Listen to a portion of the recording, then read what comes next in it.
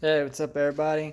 Uh, this is my 1950 Zenith four-stage parts cleans machine. It's got the uh, basically your cleaning solution and two rinses, and then you got over here you got a built-in heater and let it run, and that's what I run all my watch parts through. On these Timex units, I run everything through there after I disassemble the keyless works and everything, and then I just want to share this with you because it's really important for any of you guys that are getting into this. What you got to realize is that even if you've got L&R rinse and you're rinsing out your mainsprings or your hairsprings, a lot of times what you'll get is it'll look really clean, but unless you get up on it under magnification, hold on. Unless you get up under magnification, you'll get the hairsprings. If you see those ones in the center right there, you see how they're kind of gummed up a little bit, and that's not good. That will make your timing miserable. It'll make your whole watch run like crazy. So what I do is I just take one of these little standard blowers here, and naphtha actually dries really quick, and I just go through and get all back behind those wheels real good. Don't take long at all to do. Just want to make sure that everything's nice and dry. You already see that balance loosening up quite a bit. And you know, these Timex movements, what you got is, let me zoom in here and show you real quick. See that screw right there? Well, that controls how much pressure you can actually have on your pivots. And what I like to do is I like to set my time graph on the bench here, and I'll just turn that little screw left to right a little bit. A lot of times you can eyeball it, you know, check your end shake. And a lot of times when these watches come in and I charge that $25 assessment fee and they're not running, this is what I do.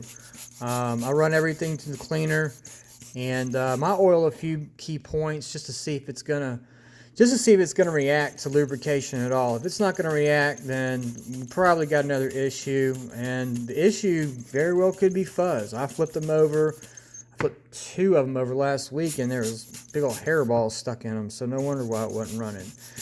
But I just continue this process, blowing everything out real good, making sure that I'm turning this thing around a few times, and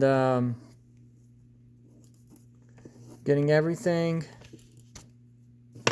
And everybody's used to seeing those green Virgin mats. I had, I don't know, like 30 of them.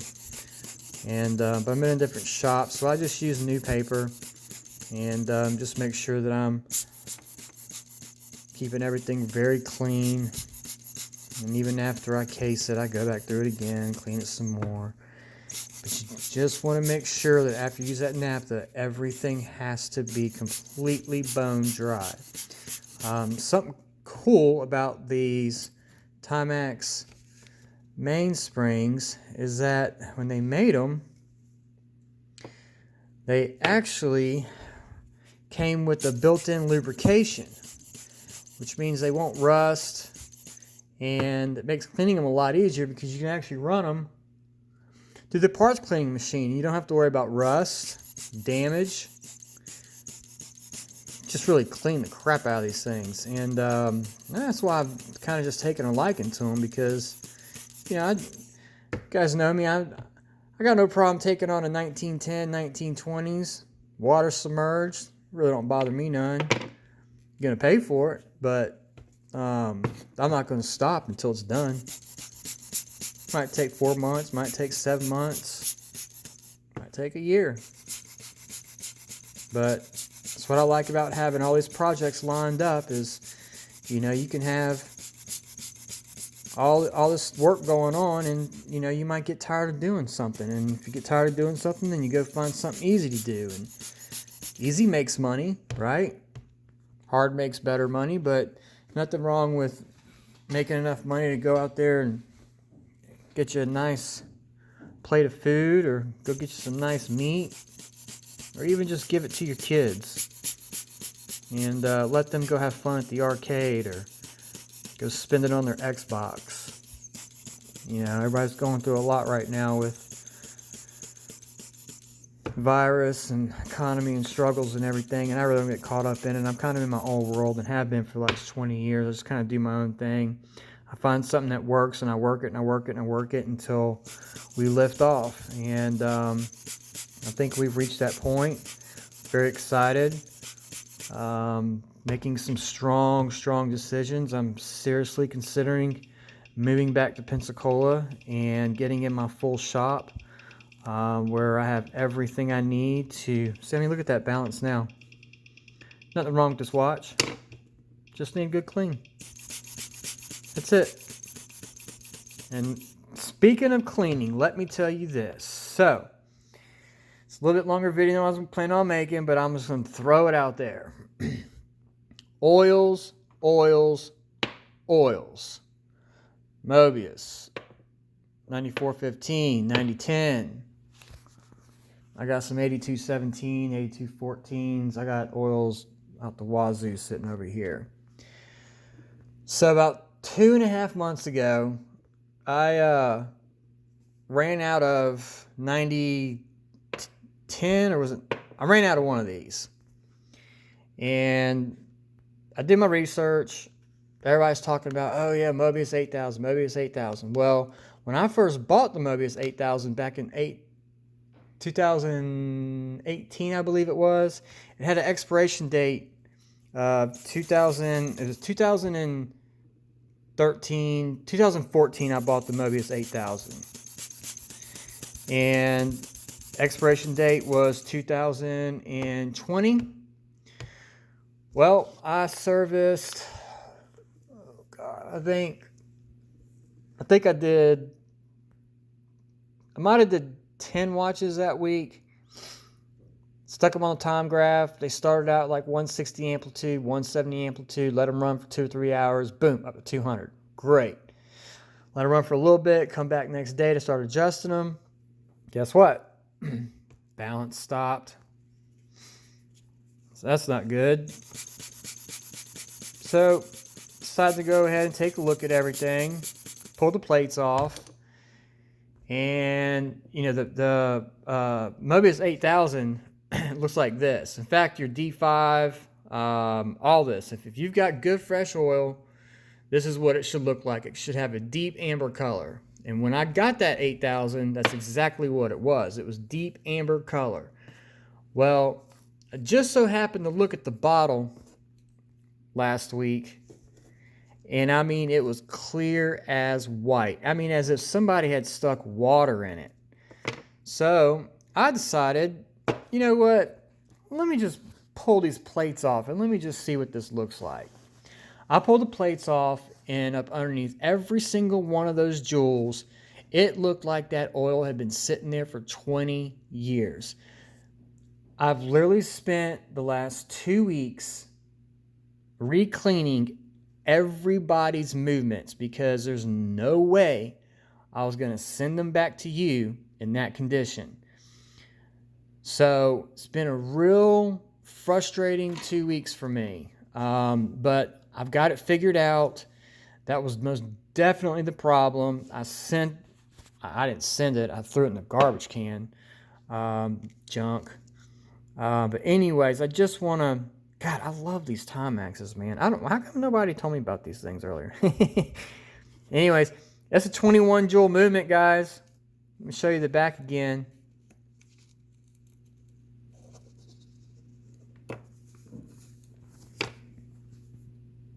How cool is she?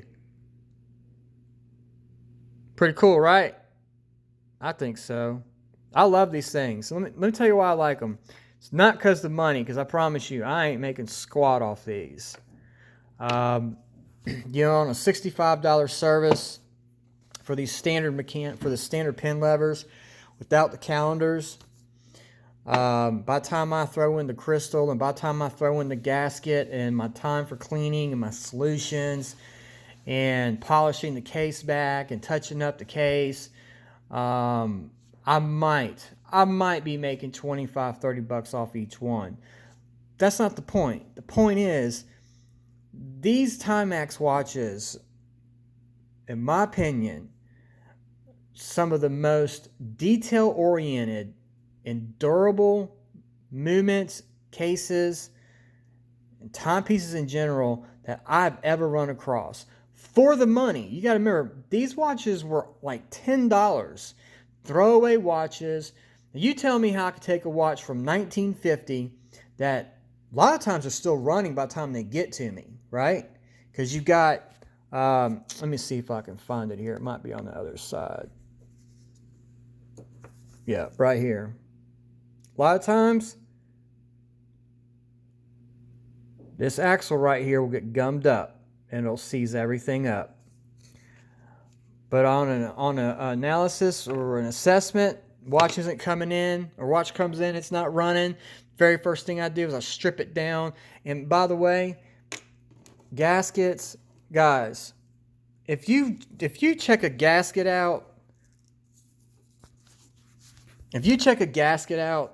and it doesn't feel like rubber, it's basically hard plastic, it's shot. It's doing you no good. Open your case backs, check your gaskets. It should be a very soft, rubbery texture to it. If it's not, get rid of it, send it to me, let me put a gasket in it, something, because you're not gaining anything but being in there. Eventually it's going to crack, break, and you're going to lose a watch. So, anyways, I got to get back to work. I just wanted to share this little video with you. This thing should be dried up now. Tell you what, before I do that, let me just zoom in on this. Now, do you see how pretty that hairspring is? Do you see all the coils? They're not stuck together. They're evenly spaced. Just running like a dream. This is how they all should be done. You can stick your stuff in an ultrasonic cleaner. You can run it through a parts cleaning machine. I strongly recommend running it through naphtha when you get done. It's going to loosen up anything that you can't see. I've had to get under 10 times magnification just to find a drop that was making mine run schizoid.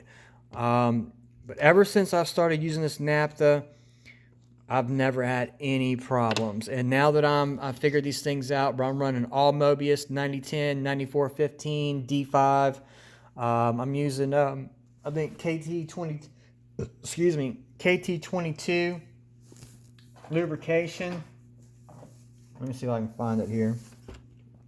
Did I stick it in this box? I don't think I did. But it's for Keyless Works. Keyless Works and gear trains. It's just oh, you know what? I got some right here. Looks like this. Looks like that. You take that stuff right there. And what I like to do is get my finest oiler. And there's two parts to this. Just slide them right over.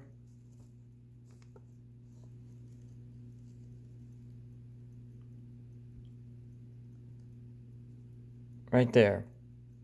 Take your oiler, go in between these two on both sides. That way when your wheel goes in there, by the time you drop your stem in there, as you're rotating around, it lubricates everything. These are very easily winding pieces. The only problems I have is when a lot of these stems were made out of brass, and the outer brass ring wears down or might even fall off, and man, forget about it. You're not winding that thing.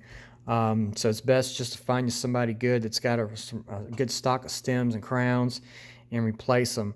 Anyways, 14 minutes, didn't plan on going that long. Just wanted to share something with you guys, and appreciate every single one of you. You have no idea what it means to be able to take something that was started as a backup and just kind of kept something running just in case something ever were to happen, to really just be overly excited every single day knowing that as long as I'm healthy, it's something that I can sit here and do for the next 25 years. So I appreciate your support. I appreciate your willingness to work with me. I appreciate, you know, I know there's been a lot of bad apples that have come on the forums. I never was one of those guys. I never will be one of those guys. And I'm just really glad that the ones who recognize who I am, trust me enough to send me the pieces that they send me. I take pride in every single thing that I do. So I hope you guys have a great Friday. 21 Jewel. Got to get her done. Got to get paid. Later, guys.